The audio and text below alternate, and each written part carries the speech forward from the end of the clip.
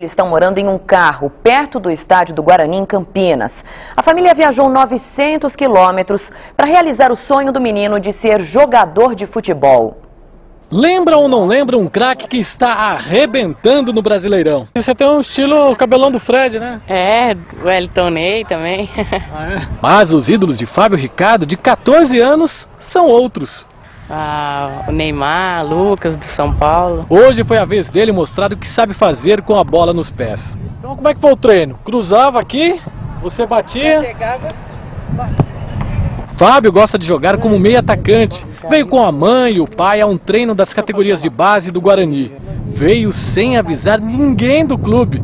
O interessante é que a família partiu na segunda-feira de manhã de Aparecida de Goiânia, em Goiás. Deu uma paradinha em Catanduva. Eles chegaram na terça-feira em Campinas, abandonaram tudo na cidade natal em busca de um sonho. Aí você vê o pessoal treinando aí, qual que é a vontade que dá? A vontade de treinar aí com eles, né? Mesmo ele sendo mais velho, categoria acima, mas acho que eu dou conta de treinar com eles. Sonho nada fácil.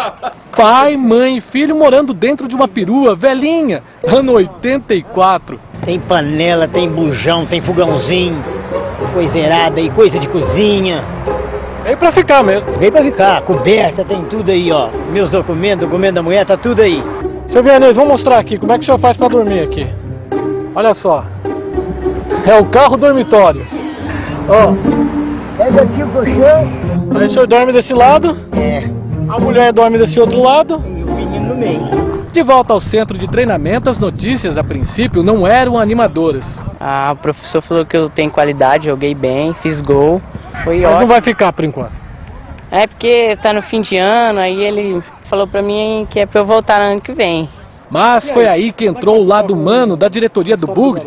Depois de uma reunião entre diretor e coordenador das categorias de base, a boa notícia: Fábio Ricardo vai ficar um pouco mais. Uma avaliação demora uma semana, né? Uma semana, 15 dias.